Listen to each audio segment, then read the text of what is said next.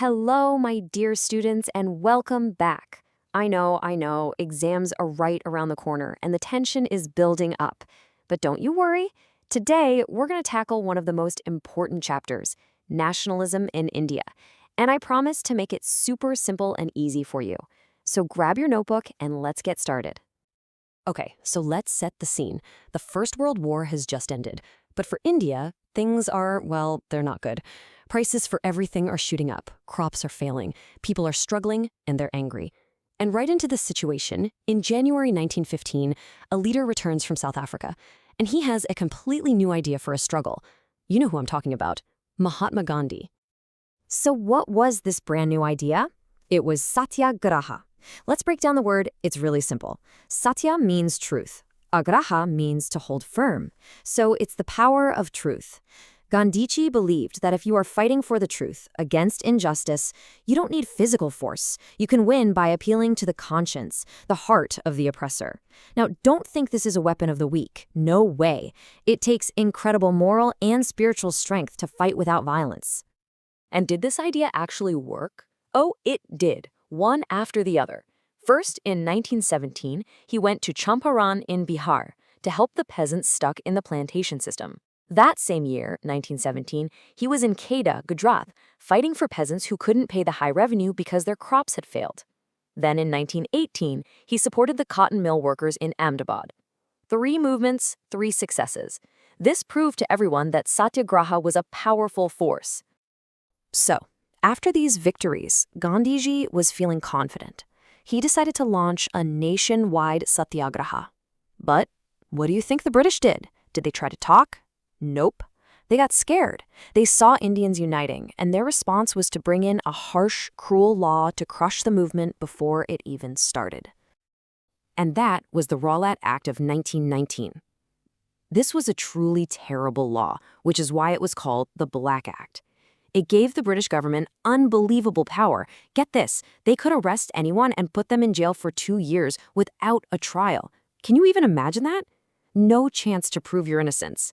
And they passed this law even though every single Indian member opposed it. Naturally, the entire country was furious. This anger led to one of the most tragic days in our country's history. It was April 13th, 1919, Baisakhi Day, a harvest festival.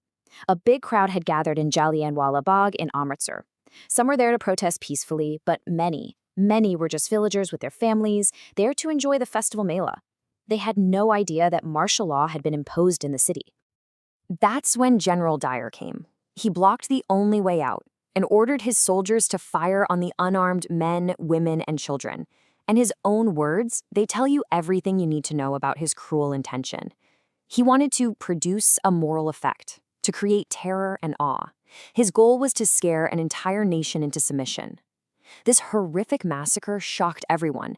As violence broke out in other places in reaction, a heartbroken Gandhi called off the movement.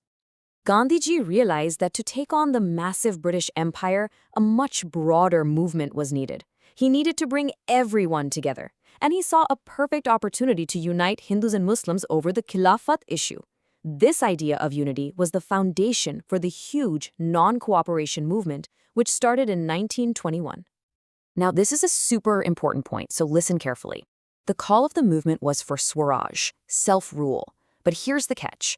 Swaraj meant different things to different people. For people in cities, it meant boycotting foreign clothes, leaving British schools and courts. But for a poor peasant in Awadh, Swaraj was much more basic. It meant freedom from high rents and from begar, that's being forced to work for landlords without any pay. And it was different everywhere else, too. For the tribal people in the Gudin Hills, Swaraj meant getting their traditional rights back to enter the forests.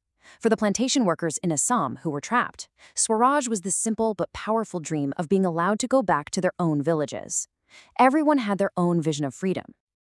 Okay, exam tip alert. Get your notebooks ready, Bacho.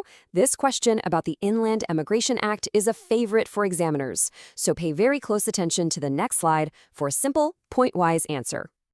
And here it is. Under the Inland Emigration Act of 1859, the plantation workers in Assam were basically prisoners.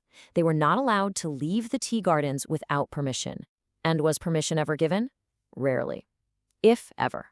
Simple as that. Make a note of it. The non-cooperation movement was growing like a huge wave. But then, in February 1922, at a place called Chauri Chaura, a peaceful protest turned violent, and the protesters clashed with the police.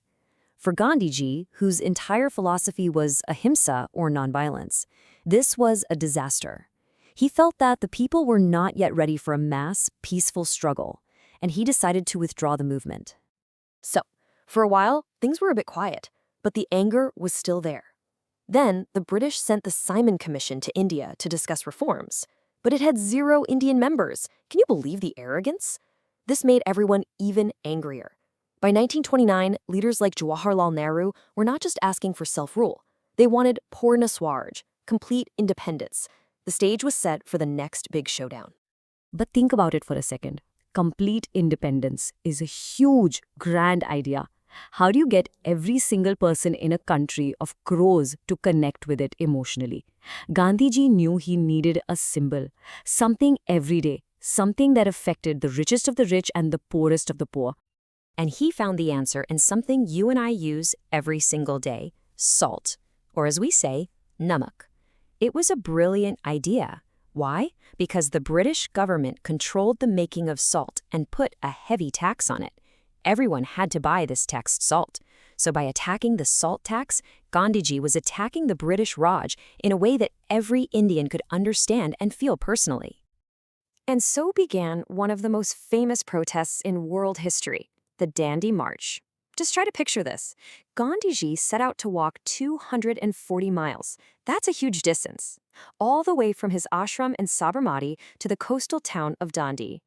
This incredible journey took them 24 days. Every single day, they walked for about 10 miles. And as they walked, the entire country and even the world was watching. He started the march with just 78 of his most trusted volunteers. But as they walked from village to village, thousands and thousands of ordinary people joined in. That small group of 78 turned into a massive river of people, all flowing towards the sea to break the unjust salt law.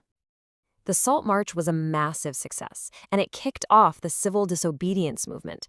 But just like last time, we have to be honest. Not every group participated with the same energy, the same josh.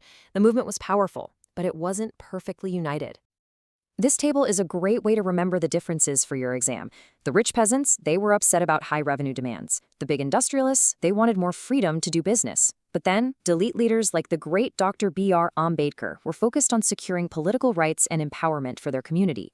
And many Muslim groups felt distanced from the Congress and were worried about their future in an independent India. So you see, there were many different perspectives. So if everyone had slightly different political goals, what was the glue that held them all together? Well, the feeling of being one nation, of being Indian, also grew through culture. It grew through common folk stories, songs, and powerful symbols that everyone could connect with. And maybe the most powerful symbol of all was the image of the nation as a mother. Bharat Mata, Mother India. This gave a face to the idea of India. Suddenly you weren't just fighting for land or political rights. You were fighting to free your mother. And look how the image evolved. First, a calm spiritual figure. And later, a more powerful image of Bharat Mata, holding a trishul, strong and ready to fight. And this brings us to the most important idea of the entire chapter. The story of nationalism in India isn't just one story. It's a collection of many stories, many voices, many different ideas of what Swaraj should look like. But somehow, all these different streams came together to form one mighty river, all flowing towards the ocean of freedom. That's the real story. All right, study well, don't take too much stress, you're going to do great. All the very best.